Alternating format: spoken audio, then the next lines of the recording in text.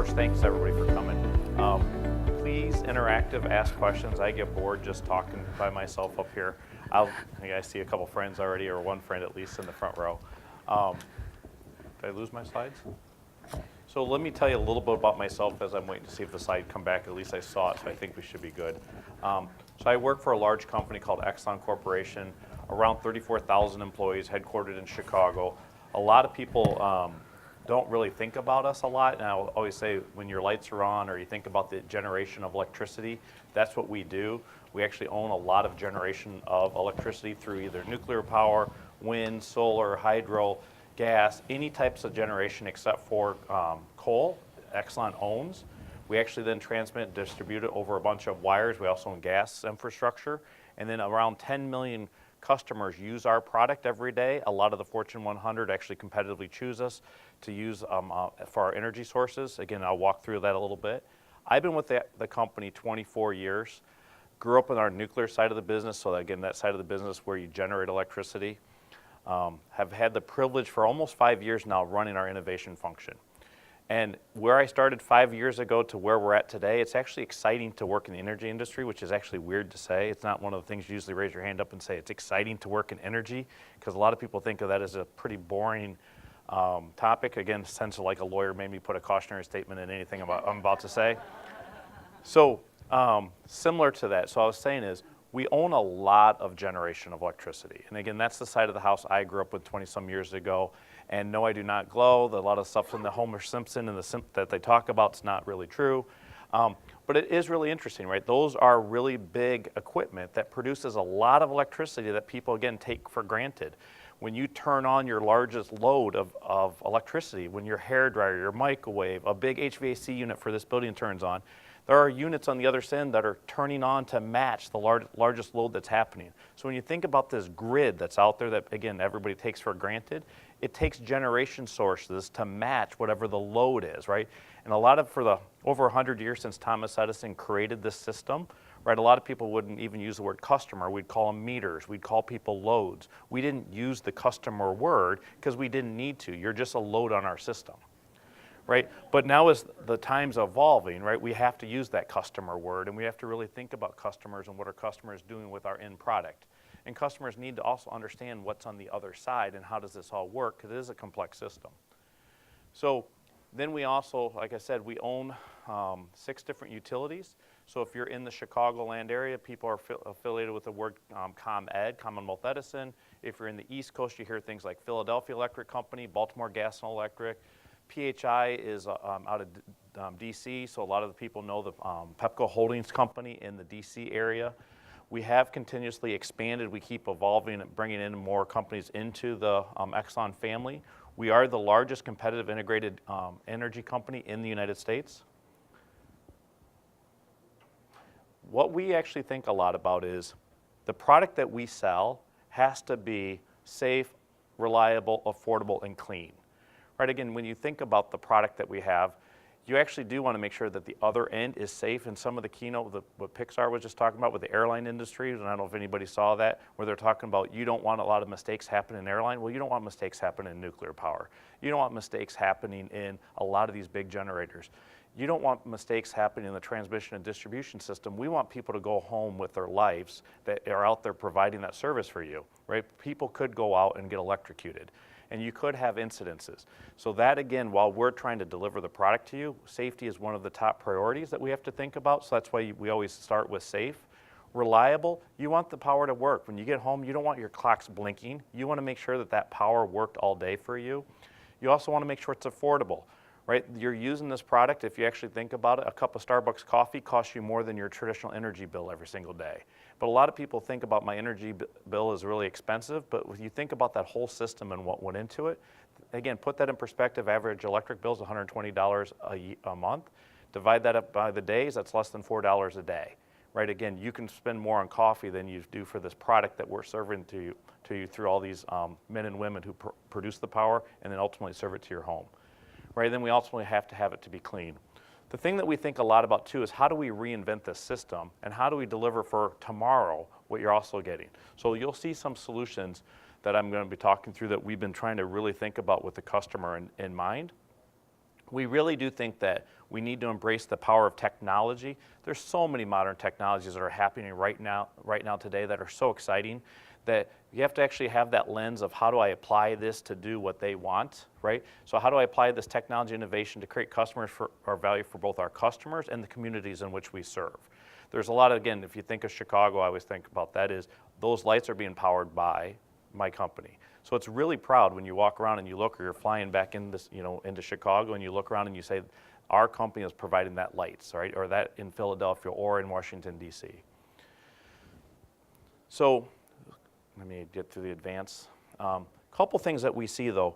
Why is it different today than it was yesterday? We call a couple views that we say there's these durable trends. People think of customer and energy like they do, that we call it evolving customer demands, like they're using Facebook, right? I want to operate with the utility through Twitter, through social media, through all these means. I want to be able to plan when does that service person come to my house, right? Very similar to any other things because you've got a busy life, right? So there's a lot of the customer demands that people want the utility to act different than they did for that last 100 years. There's a thing that actually sets the price of electricity called natural gas. So when natural gas peakers come on, that actually sets that price. Natural gas, because with fracking, has actually been driving down energy prices. So you'll actually see that is changing some of the energy stack of what's out there. So you see actually natural gas is one of the cheapest sources, right? Then you see glowing climate activism. People really do care about the climate. Right, even with the United States not in the Paris Accord, but you actually see a lot of states, municipalities, individual people, businesses still saying, here are the things that we are doing, and we want to contribute to the reduction of greenhouse gases and carbon in the environment, and we want to be part of that solution. You also see renewables. You see solar, wind, and all of these battery storages continuously evolving. Those are the part of the future, and you have to look at how those technologies apply into that current grid and the current operations. Also, then if you look across the United States, the demand for electricity product has gone flat to declining. So with energy efficiency, which is a great thing, you actually have a lot of the demand growth that continuously was increasing have gone flat to declining. So that's why now things like electric vehicles, right? You can actually power your car from an EV, if you have one, from the grid, from that source of energy, which is very clean, very cheap. I always use this example of, you wake up in the morning, if you've got an EV, your car's got a full tank of gas, right? How many people are excited about that when it used to be, right, I've got to go find the gas station before I go to work, or I'm running this way.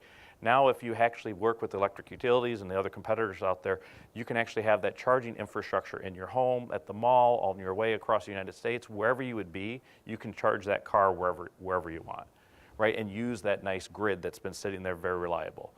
Then there's all these new technologies, and that's where the bottom we look a lot at. What are these new technologies, and I'll talk a little bit about blockchain here in a moment, that actually unlock new possibilities that weren't available yesterday, right? And what are some of these technologies that we can take advantage for to provide our customers with these better products and services?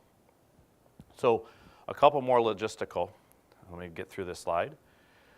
One of the ways that I think about how, too many builds, we look at ideas and we try to figure out where do ideas flow.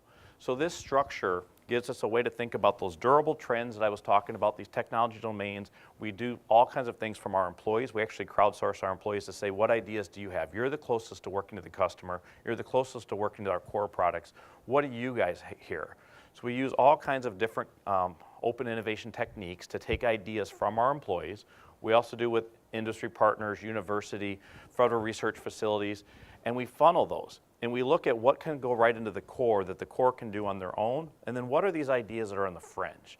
These ideas that are in the fringe that actually a core business wouldn't want to do on their own, or they don't have the resources, right? Because their job is to do that core business delivery, right? Make the electricity, transport that electricity, deliver it to you. But the things on the fringes, that's where the teams need to be organized. So I run the teams on the fringe. We look at some of these crazier ideas.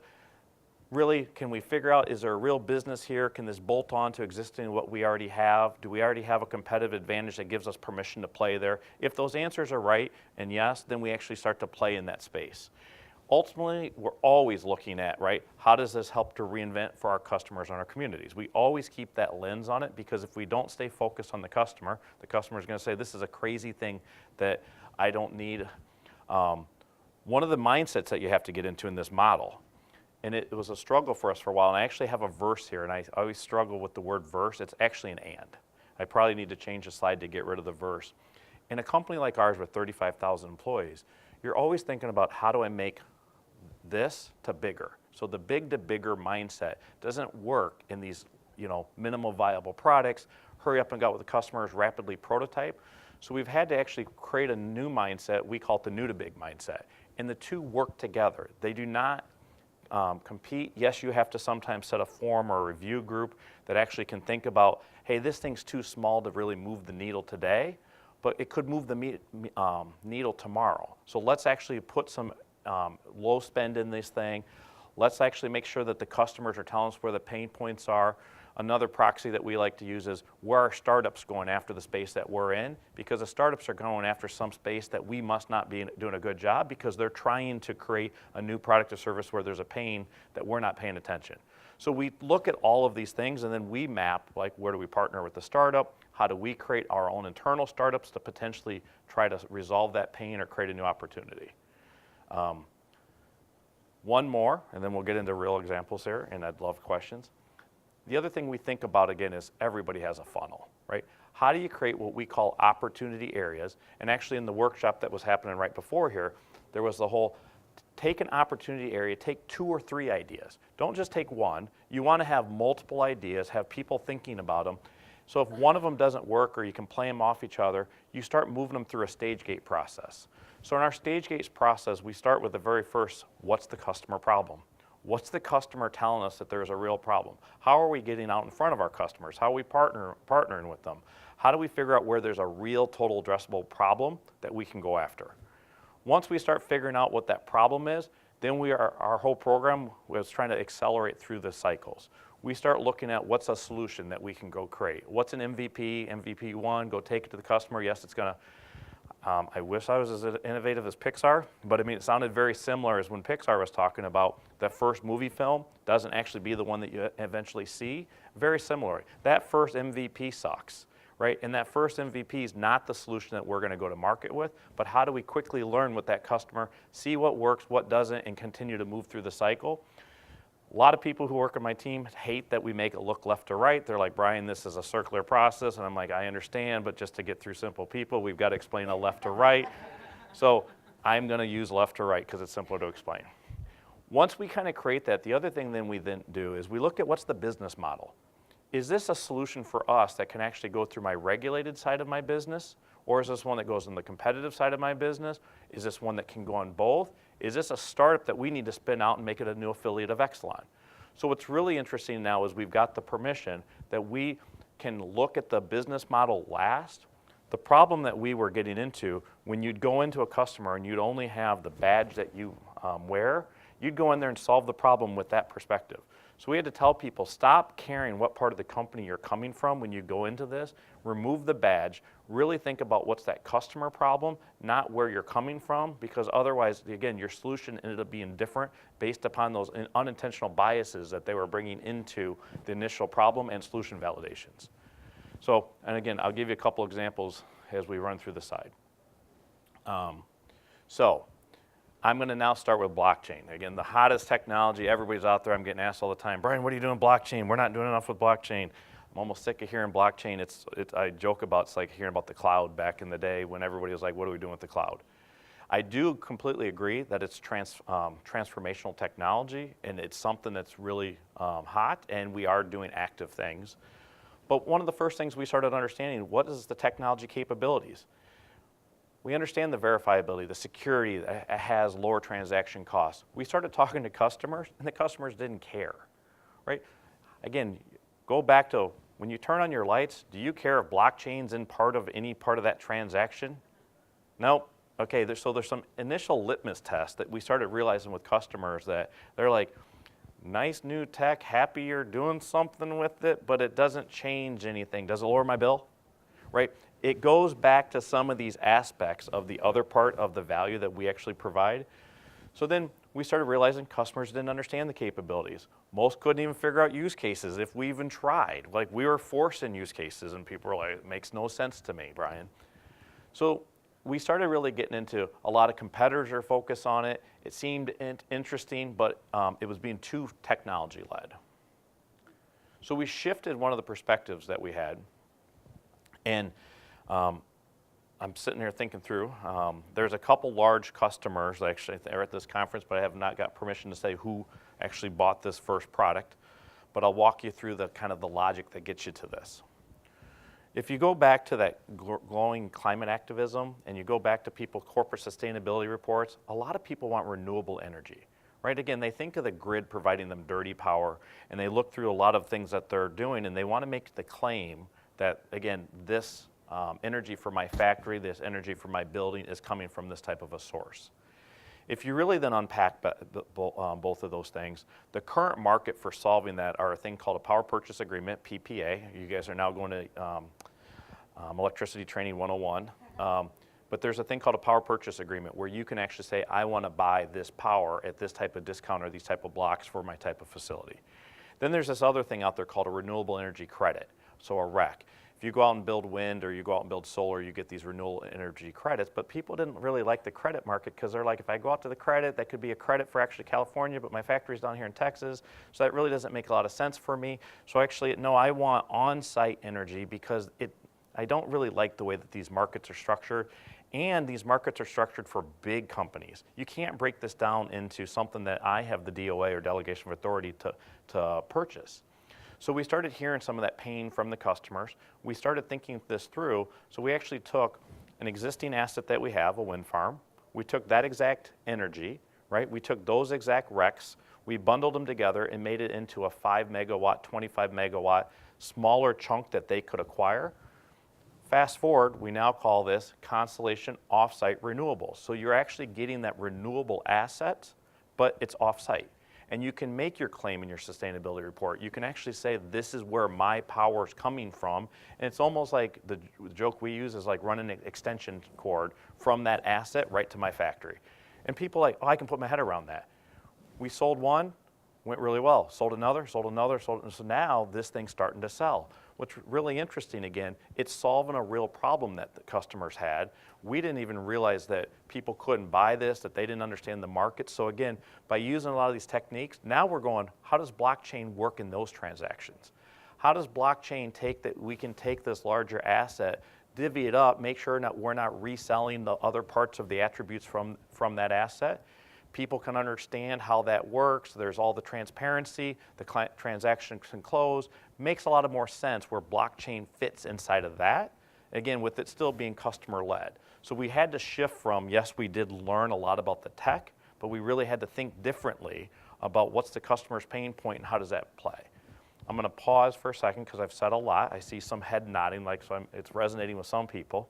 Questions inside of here for a moment? No? Yes? Ask anything. Primer on blockchain technology? A primer? Primer. No, they can see this is, I'm a Midwestern, I say primer, you say primer. So the question here again is, I give a 101 on blockchain. The simplest way that I'll call it is it's a distributed ledger technology that, if you think about it, that removes a lot of the counterparties in the middle. So I always use back to banking, right? Is probably the simplest one a lot of people always put their heads around. When I write you a check, right, there's 3 days before the bank clears that check, right? So in a blockchain transaction, I give you money, it's automatically clearing. There's none of the banks or intermediaries in the middle, right? So there's a big ledger system. And there's a whole bunch of technologies, and I'd now bore you if I start rattling them off what they all are. A lot of people think of Bitcoin, right? And then there's smart contracts, and people use like Ethereum and things that you probably have heard these words to. But just think that the contract and the whole structure is on an open ledger that we can put together, and you can see how this all works. And it allows for trust. That's like a super simple. Now I'm going to give another one that's actually, it's interesting, David and I are good friends. We've been friends for a bunch of years, and he and I were just this morning talking about this one, and he made me rethink about something I was going to say. We ourselves are a customer, So I actually hold a breeding ground where I can actually try ideas out in a 34,000 person company that operates in 47 states. So if I actually can put something together that works for us, now I know it's a little bit of a leap, but then if I like it and my customers will eat it, I should be able to get other companies, and it gives me credibility that I've proven stuff inside my own shop or my own house. So that's one of the competitive advantages that we actually have. So I'll go to a problem that we currently have, and I've actually been validating this with some other customers too, or potential customers, and it seems to resonate. We've got this purpose that we want to reduce our greenhouse gases. We've got our purpose that we want to be more environmental friendly, and if you go ask our average employee, they have no idea what the hell we're doing. They actually know that sustainability manager does something, you guys put some cool stuff in your corporate sustainability report, but I don't know how the actions I do every single day relate to that thing. And again, we've tested this scenario, and you hear this from a lot of companies. They're like, yeah, there's a few people who really understand the actions, but what do I do and how does that equate? I don't really get it. So we have 35,000 people or 34,000 employees. They don't understand what they can do on greenhouse gases and sustainability and what they need to do. And then when you ask them this question, like, what's your carbon footprint? I always use the example of like asking somebody, how many calories did you eat? They don't even know how many calories they ate. They have no idea what their carbon footprint is. And then you're like, well, do you care what your carbon footprint is? Which is a whole different question, right? So we started realizing that there's this problem. So we started saying, how might we solve that, right? So we've actually created a bunch of minimal viable products. And one of the applications that we've now created, and this is, I'm still calling this an MVP, but I think I'm probably on like MVP 32. How long we call this an MVP is going to be a next question. But why do you call it an MVP for as long as you do? Is because it gives you permission to fail, right? Because as long as this thing isn't really prime time and isn't really ready, then it gives me more permission that when there's a problem, I can go, oh yeah, it's just an MVP or a pilot we're still doing. And this slide keeps advancing on me. So what we did is we created an iOS application that we actually look at your carbon footprint in your transportation, your home, and your work, and we break that down into things you can understand, things that you're doing every single day. So now I can understand that, yeah, I get up in the morning, I do these things in my house. Yes, I get up and I do these things on my commute. And yes, I do these things in my workplace. Again, my auto thing is killing me. So what we've done is we've made a very simple carbon calculator. Is it the first carbon calculator out there? No. There's a lot of carbon calculators out there. But we've actually broken it up and actually have done a lot of experimenting and testing with customers and have actually found that we've got something that makes more sense to them. They understand like, yeah, that's the thing I'm doing, and that does look right. So once we kind of done that, we then start to say, here are the things you can do to reduce your carbon footprint across those three personas. And then once you're understanding that inside these personas, we start to try to do things like we'll give you an award. If you do these things, we give you badging, we give you social recognition, we actually give you a virtual currency. With these virtual currencies, and this auto thing is going to kill me, we then start to say, if you do these things, you might get a leaf. You can share the number of leaves. A lot of people think of Nest and leaves on their thermostat, right? Similar concept. But then you can start to go to your organization, say, now I did these things and my employees reduced their carbon footprint. I understand my actions and they're directly tied. Now when I go to do my corporate sustainability report, the employees are knowing what their actions are and how they contribute.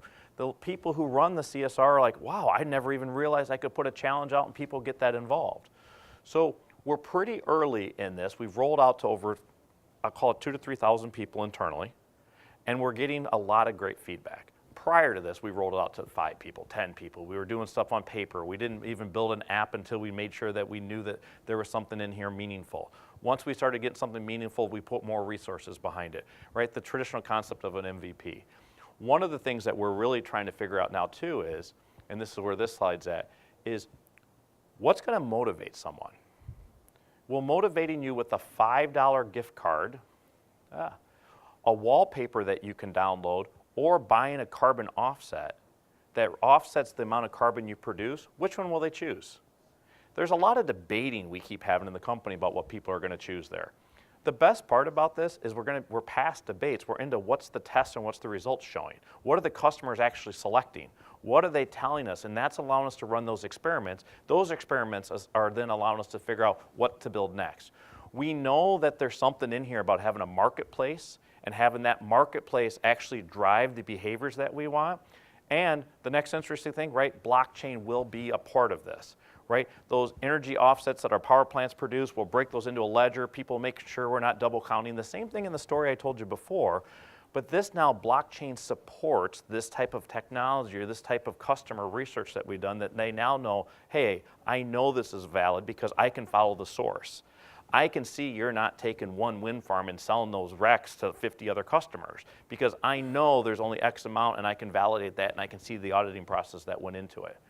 So again, relatively early into this, I'm pretty excited because we've been working on this. Again, it's almost like hopefully someday it'll be an overnight success.